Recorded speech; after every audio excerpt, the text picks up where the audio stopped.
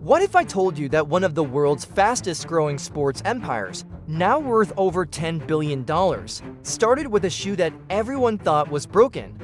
You won't believe this, but the design mocked as ugly and useless became the signature that disrupted Nike and Adidas on their own turf. The truth revealed is shocking. Success didn't come from perfection, investors, or billion-dollar ads. It came from holes. Actual holes. Most people believe you need flawless planning, deep pockets, or powerful connections to build an empire. But what no one tells you is that sometimes the very thing others laugh at can become your fortune. This isn't just a story about running shoes. It's about rejection, grit, and the hidden lesson that could change the way you see your own life. Because here's the secret behind it. The man who started it all was an athlete dismissed as crazy. His idea almost didn't work, and it could have ended there. But what happened next changed everything, and the move he made is still teaching entrepreneurs, athletes, and dreamers worldwide how to turn weakness into strength. So if you've ever felt underestimated, laughed at, or told your dream was impossible, lean in. This story isn't just about them. It's about you. The crazy beginning all started with one man, Olivier Bernhard, a Swiss athlete who spent years running through pain, chasing milliseconds, and pushing his body beyond limits most of us can't even imagine. But here's the shocking story. After countless marathons, he realized the shoes on his feet were holding him back more than they were helping. That thought became an obsession. He wanted something radically different, something that no sports company dared to try. You won't believe this. His crazy idea involved putting actual holes in the soles of a running shoe. At first glance, it sounded ridiculous. Who in their right mind would think empty gaps could support an athlete's body weight? Investors laughed, friends doubted him, even fellow runners whispered that this was nothing but a fantasy. To them, it almost didn't work from the very beginning. Yet Bernhard wasn't chasing approval, he was chasing a vision. The truth revealed is that the best ideas often look insane before they change everything. Night after night, he sketched designs, cutting and gluing pieces of rubber, shaping something that looked more like a science experiment than a running shoe. Imagine the scene: an Olympic-level athlete sitting on the floor, carving soles with scissors, hoping these hollow pods might one day change how people run. No one saw it coming, but this was the spark that would ignite an empire. And still, at this point, it could have ended right there, because failure wasn't just possible, it was almost guaranteed. Running shoes were a multi-billion-dollar industry dominated by giants like Nike and Adidas. Who was Olivier Bernhard compared to them? Just a man with a broken idea and no backing. But here's the secret behind it. Sometimes, when the world says you're wrong, that's exactly when you're onto something. What really happened next proves why. The more people told him this will never work, the more determined he became. He wore his prototypes during training, testing them in silence, listening to every sound, every step. And while the shoes looked absurd, the feeling was different. Almost weightless, like running on clouds. That was the shocking twist. What looked like a weakness actually felt like a superpower. The hidden lesson here: never dismiss an idea just because it looks strange. But Bernhard couldn't do it alone. He knew that to turn this half-broken prototype into something real, he needed minds as bold as his. That's when two men entered the picture: Casper Copetti and David Alleman. Together, they would take this impossible shoe and push it one step further. And trust me, what happened after this changed everything, from doubt to prototype win. Olivier Bernhard teamed up with Casper Copetti and David Alleman. It wasn't about money or fame, it was about survival of the idea. These two visionaries weren't runners like him, but they understood branding, business, and daring to go against the grain. Together, they grabbed scraps of material, borrowed machinery, and began building what looked more like futuristic art. Pieces and footwear. You won't believe this, but their lab was so small they could barely fit 3 people inside at the same time, and yet, in that cramped space, something extraordinary happened. They created the first prototypes in 2010, shoes that didn't look like anything on the market. Picture soles filled with hollow tubes, almost cartoonish in design.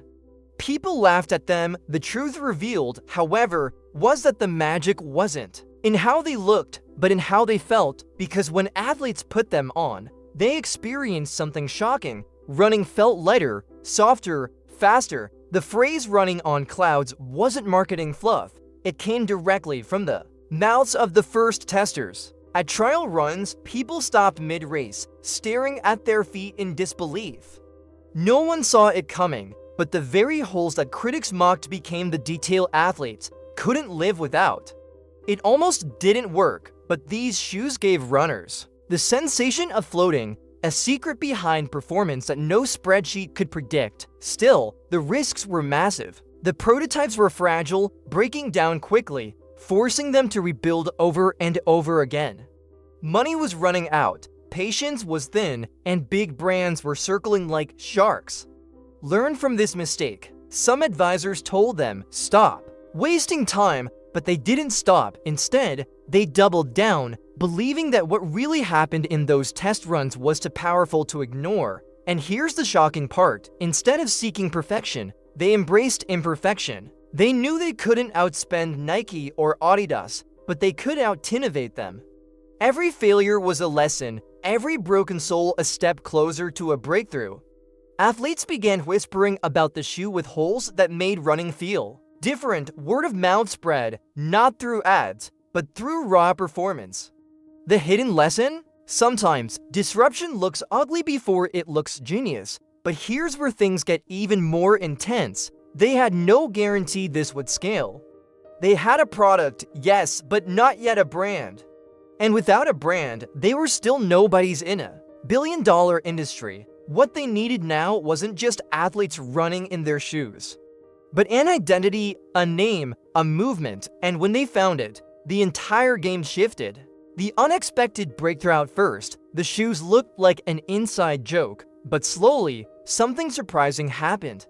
Athletes who tested them came back with wide eyes, saying, "This feels unreal." What no one tells you is that runners don't care about flashy logos. They care about seconds shaved off their time, about knees that don't ache after a marathon.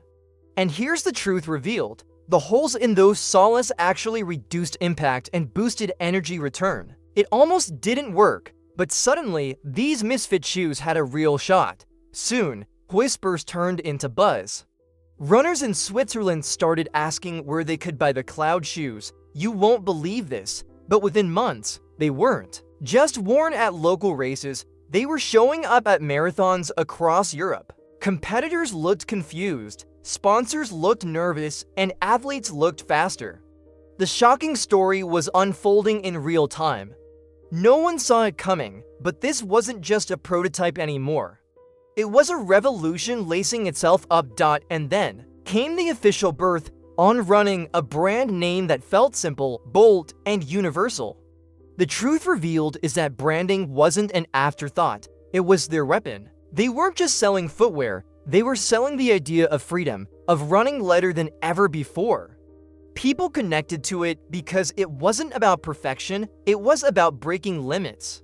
This changed everything for their journey, but success didn't mean safety. Competitors noticed. The giants, Nike, Adidas, Puma, didn't take kindly to a small Swiss startup stealing attention. They could crush them overnight if they wanted, it could have ended here. And yet, athletes kept switching loyalties, curious about the underdog. Shoe that looked ridiculous but felt unstoppable. The secret behind it? Authentic performance beats billion-dollar ads. Always. By now, small victories were stacking up, but challenges multiplied just as fast. Scaling production was a nightmare. Demand outpaced supply, and the tiny team had to scramble. Imagine turning a kitchen table experiment into a company, suddenly shipping across Europe. Learn from this mistake. Growth can kill you faster than failure. You're not ready. But somehow, On Running kept running forward, and just when they thought they had a foothold, destiny intervened. Because one man, a Swiss legend known worldwide, was about to notice these strange shoes. His involvement wouldn't just boost credibility. It would turn On Running into a global phenomenon. And that man's name? Roger Federer enters the Roger Federer. Just saying the name carries weight. The man wasn't just a tennis player, he was Switzerland's crown jewel, a global icon, a symbol of elegance and perfection. And here's the shocking story. He discovered On Running not through flashy campaigns, but through genuine curiosity. You won't believe this. Federer slipped on a pair of these odd-looking shoes, ran, and immediately felt the difference. That moment, quiet and unannounced, was the spark that changed everything. Unlike typical endorsements, this wasn't about money first. Federer wasn't desperate for another contract. He was already one of the wealthiest athletes alive. What really happened was much deeper. He believed in the vision. The truth revealed is that Federer saw himself in the story of On Running, the underdog, the innovator, the one who turned flaws into triumphs.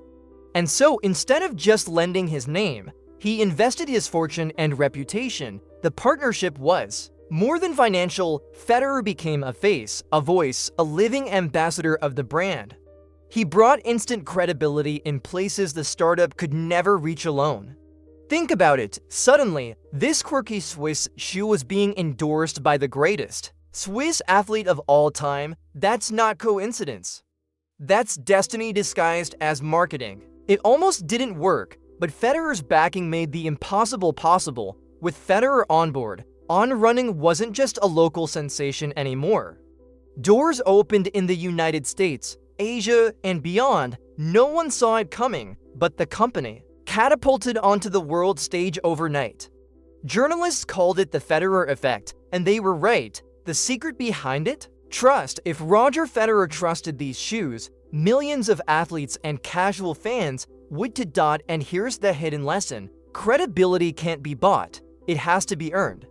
Federer's choice wasn't about paycheck, it was about alignment. For entrepreneurs listening, that's the golden key. When you find someone whose values mirror your vision, the world listens differently. Learn from this mistake that most startups make: chasing money over meaning.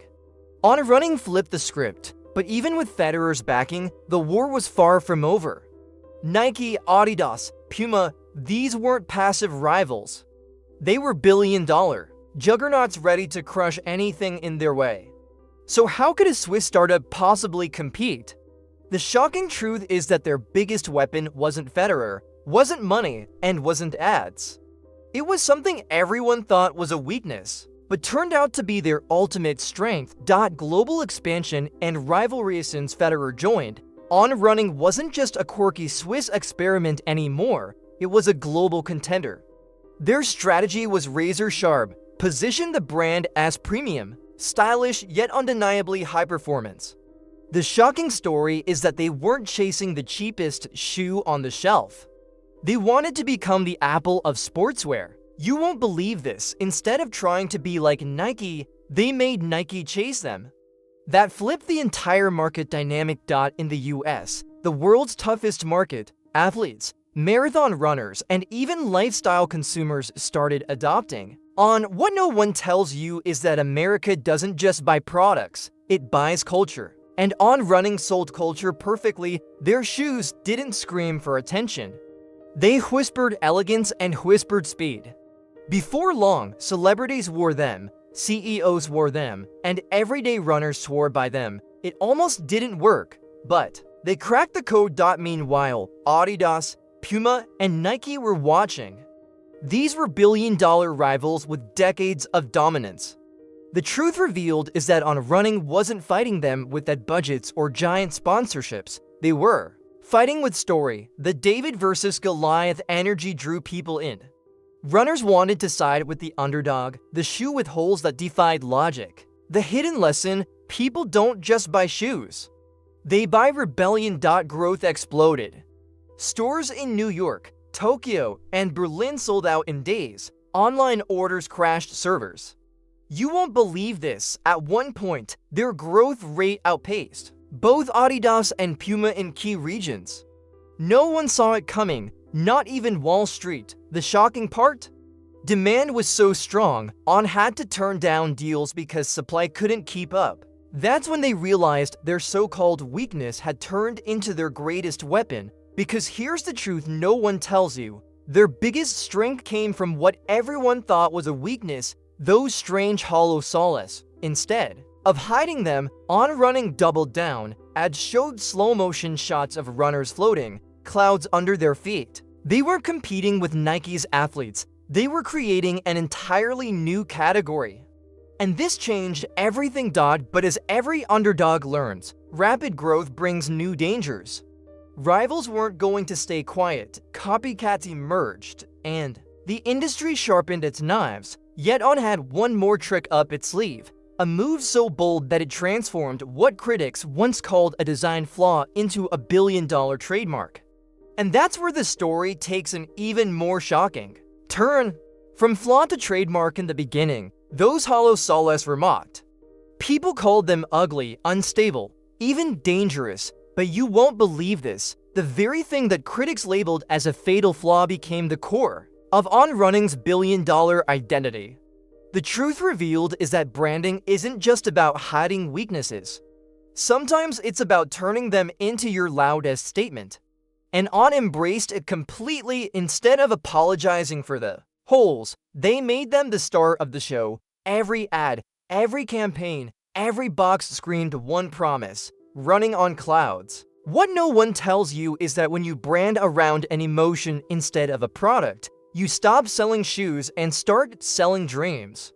That hidden lesson became On's secret behind global loyalty. It almost didn't work, but the boldness of this choice set them apart forever. Think about it. Nike talks about victory. Adidas talks about performance. But On, they talked about feeling. That's powerful psychology. The shocking story here is that people didn't just run in On shoes. They felt like they were defying gravity. And once you give consumers a feeling, you own them. No one saw it coming, but suddenly, the flaw was the trademark. Sales skyrocketed. New runners, professionals, and casual consumers alike wanted to try the clouds. Social media exploded, with slow-motion videos of feet bouncing off those hollow soles. Learn from this mistake most brands make. They hide their imperfections. On Running did the opposite. They spotlighted theirs. And that move rewrote the rulebook of sports marketing. And here's the kicker. Wall Street, always skeptical of gimmicks, didn't see the numbers coming. Analysts underestimated them, calling On a fad. But the shocking truth? Sales weren't slowing down. They were accelerating. The very design that could have ended the company was now fueling one of the fastest-growing empires in sportswear. This changed everything, but this wasn't the final chapter. Because if you think turning a weakness into a trademark was impressive, wait until you see what happened when On Running stepped onto the world's biggest financial stage. The results were shocking, historic, and worth billions. And no one saw it coming. The billion-dollar empire. 2021, the unthinkable happened. On Running, the tiny Swiss brand born from a crazy shoe with holes, stepped into Wall Street with an IPO. You won't believe this. The company was valued at more than $10 billion on its first day of trading. The truth revealed, a kitchen table experiment had transformed into a global empire. It almost didn't work. But now, analysts were scrambling to understand how this underdog beat every odd. What no one tells you is that On didn't just grow fast, they grew faster than Adidas and Puma in some markets. That's shocking when you remember those companies have decades of dominance and billions in resources. And yet, the hidden lesson here is simple. In today's world, authenticity beats legacy. Athletes, entrepreneurs, and everyday runners chose clouds over tradition. That changed everything. The IPO wasn't just about money, it was about validation. Imagine being Olivier Bernhard, once laughed at for carving solace in his living room, now ringing the bell at the New York Stock Exchange. This wasn't luck. This was grit, resilience, and a refusal to quit when everyone said it could have ended here. And the shocking story is that it almost did. Many times. From there, the empire only expanded. US sales exploded, Asia embraced the brand, and Europe stayed loyal to its Swiss-born champion.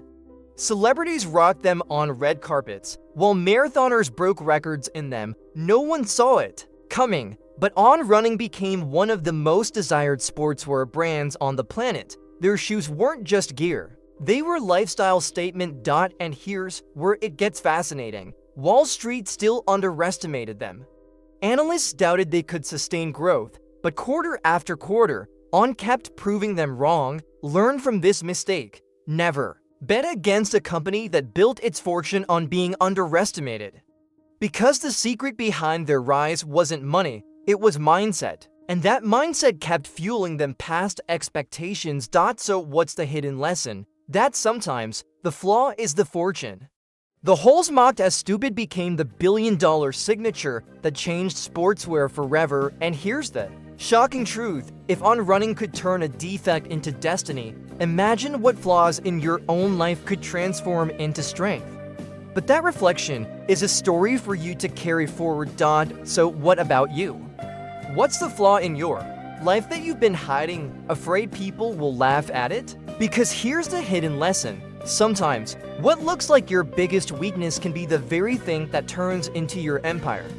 You won't believe this, but history is full of people who turned rejection into billion-dollar stories. Why not you? The truth revealed through On Running is simple. Success doesn't come from being perfect. It comes from refusing to quit when it almost didn't work.